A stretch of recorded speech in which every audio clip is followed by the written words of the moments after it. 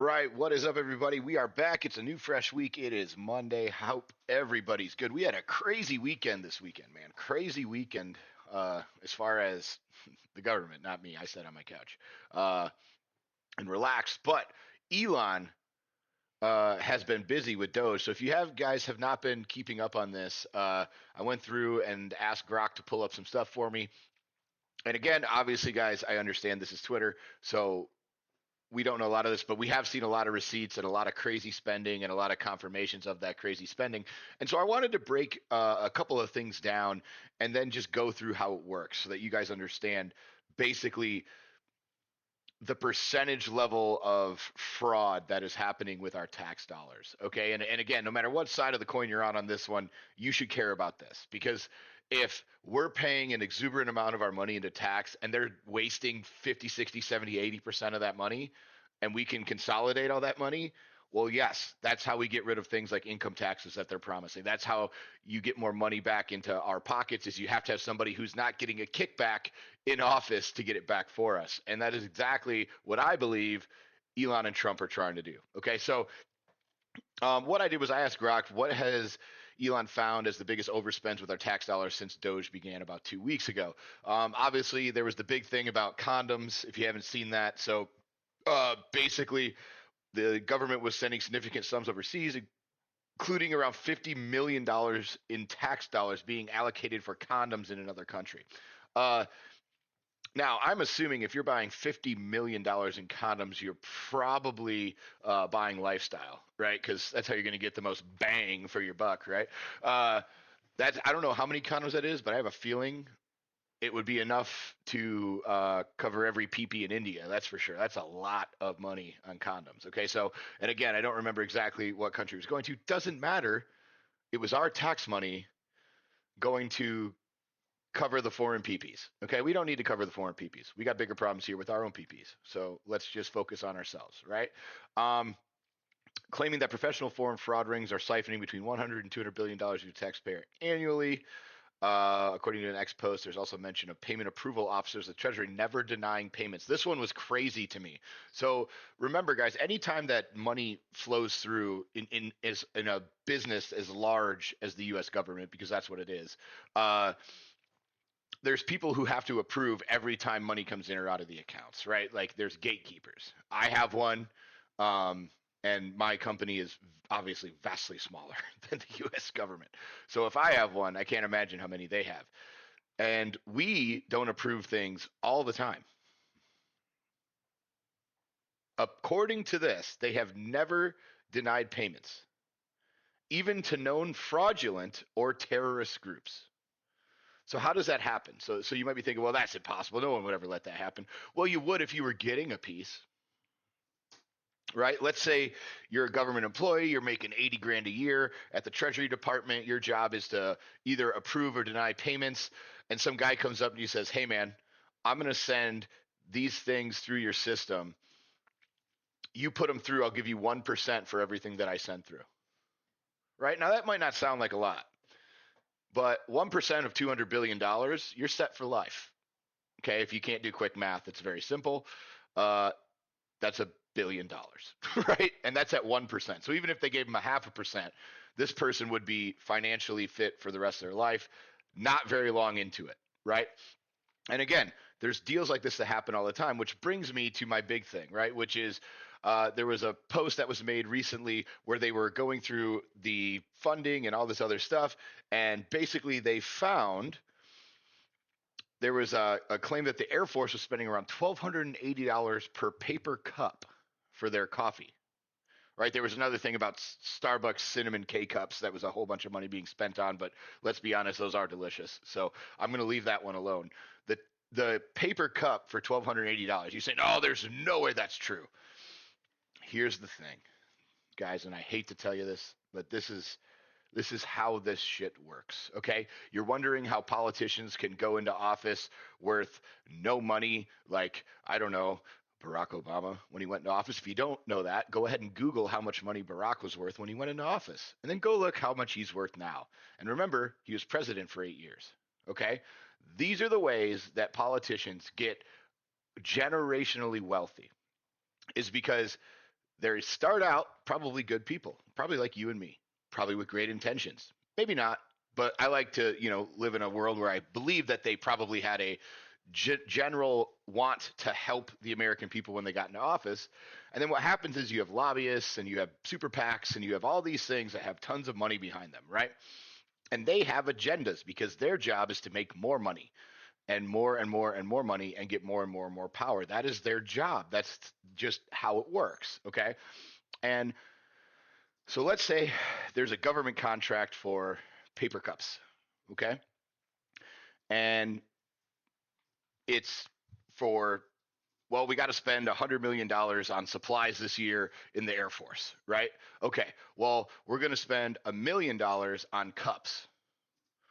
Well, how many cups do we need? Well, we need 1 million cups. Okay, so that's $1 a cup, right? Well, that's not how much a cup costs, but I'm just giving you general numbers, okay? So that way it's all even, right? Well, here's what they do is they say, well, we probably actually only need 500,000 cups, but let's say we need 1 million cups, and then let's say it's $4 a cup, and then I'm going to give you $1 per cup, and then I'll keep the three. Both people win. So now you just became a millionaire for making a decision, and I tripled my profit as a business because I now have that government contract. And because you're in office for 4 years and this happens annually, do you see how money builds up? Right? This is how this works. If you remember my video the other day about Elizabeth Warren being the second highest paid person since 2020, and we all know what happened that year, by Big Pharma, senator, and then guess who was the first most high paid senator? Mr. Bernie, who was also on there bitching, crying, complaining. However, I'm going to give Bernie a pass because Bernie wants to be on Team Trump as far as getting credit card interest rates capped at 10% for a period of time, which I think would be an absolutely massive thing for every single everyday American. So I'm not going to crap on Bernie, okay, right now. Elizabeth Warren, did I call her Elizabeth Warren or moron? I don't remember what I just called her. Anyway, I'd take a dump on her chest tomorrow, right in front of everybody. Okay. It'd be a steamer. You could put a screen on there. You wouldn't know the difference. It would be awful. And I would be the happiest person ever. It would flow like water from Canada down to LA. Right? Or is that joke too soon? That might be too soon. But anyway, the point is, guys, is this is how government contracts work, right? Is these guys get in and then they make side deals with all these guys who they have contracts that they need filled, and then they double, triple, quadruple, or in this case, $1,280 per cup for something that costs 3 cents to make. I don't know what the profit margin is on that, but it's large, okay? There's a lot of people getting a cut of that paper cup. Okay, this is the kind of thing that has to stop, because when you look at how are we in a $33 trillion debt? How are we spending all this money? Like, did you guys see what Zelensky said?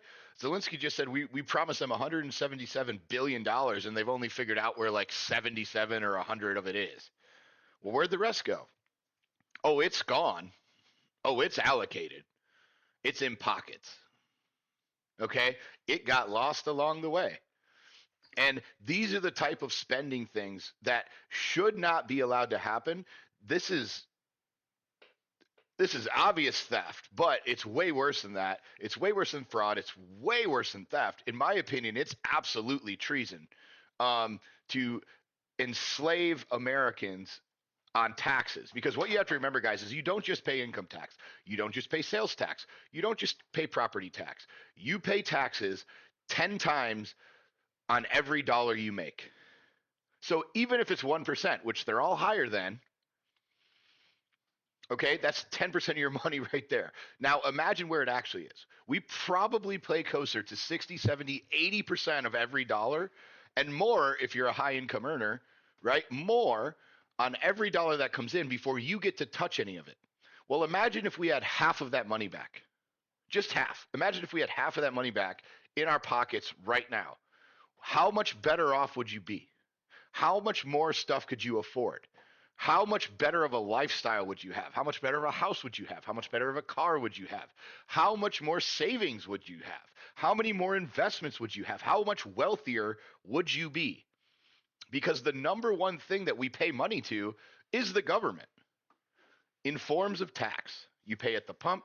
You pay with every purchase you make. You as a business owner, you pay to buy the products, you pay to ship the products, and you pay taxes on every step on there. And then you have to pay taxes when you sell the product, even though you've already paid taxes on making the product. Then you have to pay taxes on selling the product. And then you have to pay taxes if you make money over the amount of that it cost you to make the product, because that's called profit. And then you pay taxes on that.